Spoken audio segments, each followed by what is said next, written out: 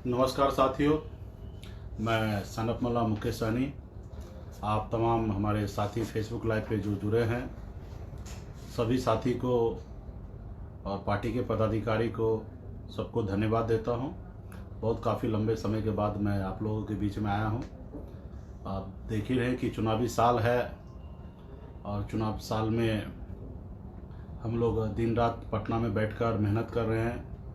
Party के पदाधिकारी तमाम बिहार में अलग अलग ज़िला में अलग अलग क्षेत्र में मजबूती से काम कर रहे हैं और मैं देख रहा हूँ सब सोशल मीडिया के ज़रिए, टीवी के ज़रिए, हर तरह से हम देख रहे हैं। आप सभी को, आप लोगों ने बहुत ही मेहनत कर रहे हैं। साथियों, आज अचानक फेसबुक पे आने का कुछ रीज़न है। रीज़न ये है कि चुनावी साल है। आपको पता ही है कि देश में चाहे मीडिया टीवी का हो, इलेक्ट्रॉनिक हो या प्रिंट हो, ये निश्चित तौर पे आपके साथ नहीं है और अलग अलग तरीके से उनके अपने सुविधा के अनुकूल तोड़ मरोड़ कर, चाहे पेपर में हो या टीवी में, बात को एडिट करके चलाया जा रहा है।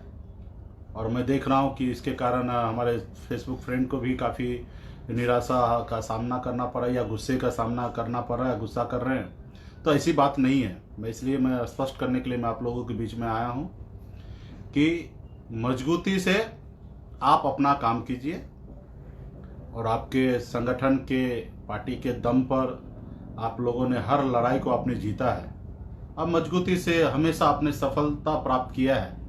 आज मजबूती से आप महागठबंधन के पार्ट है और आपकी जो ताकत है उनके अनुकूल आपके गठबंधन में पूरा हिस्सा मिलेगा।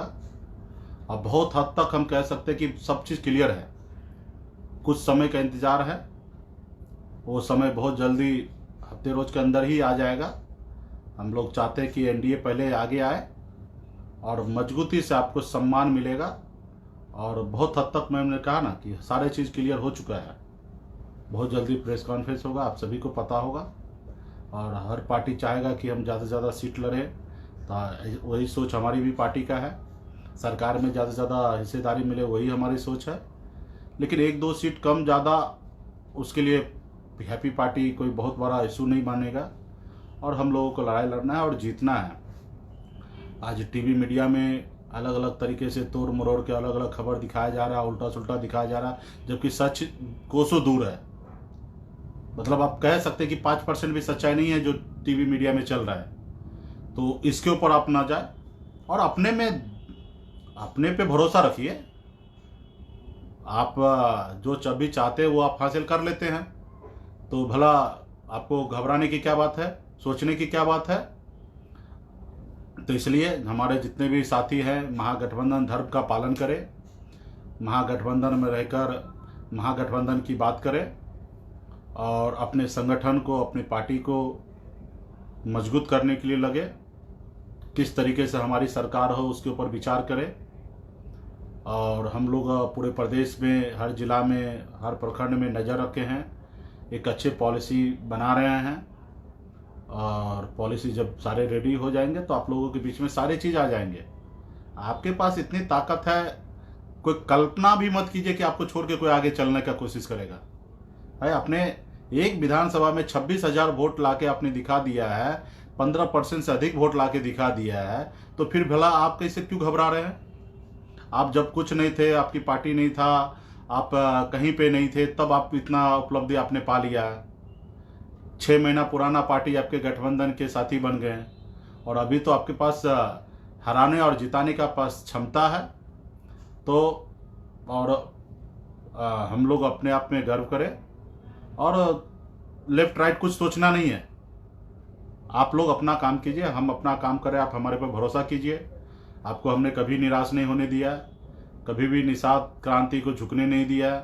हमेशा निषाद क्रांति को मनोबल ऊपर रहे उसके लिए हमेशा काम करेंगे। पार्टी कैसे आगे बढ़े उसके लिए काम करेंगे। पार्टी के ज़्यादा से ज़्यादा लोग कैसे हम लोग भागीदारी ले पाएँ उनके लिए हम काम करेंगे। तो कुल मिला के थोड़ा सा कन्फ्यूजन क्रिएट किया जा रहा है, जानबूझ के किया जा रहा है हमारे विपक्ष के तरफ से, या कौन करा रहा है, क्या करा रहा है, अभी मैं किसी के ऊपर एलिगेशन क्या लगाऊं। लेकिन जो भी हो रहा है मीडिया को मत देखिए, आप काम कीजिए, आप अपने में दम रखिए, भरोसा रखिए और मजबूती से पूरा प्रदेश में संगठन को मजबूत करने पे लगे रहिए। और बहुत जल्दी आप लोगों के बीच में सारे स्थिति स्पष्ट हो जाएगा प्रेस कॉन्फ्रेंस के जरिए। वो भी स्थिति स्पष्ट हो जाएगा कौन सा सीट पर कहाँ हम लोग लड़ेंगे। और हम लोग हमेशा मानते हैं कि जहाँ हमारा आधार वोट है, निषाद समाज की बड़ी संख्या है, जहाँ हमारे पार्टी कोर वोटर खासकर अति पिछड़ा समाज से आते हैं, तो वो सब जगह पे हमारा मजबूती से दावेदारी है।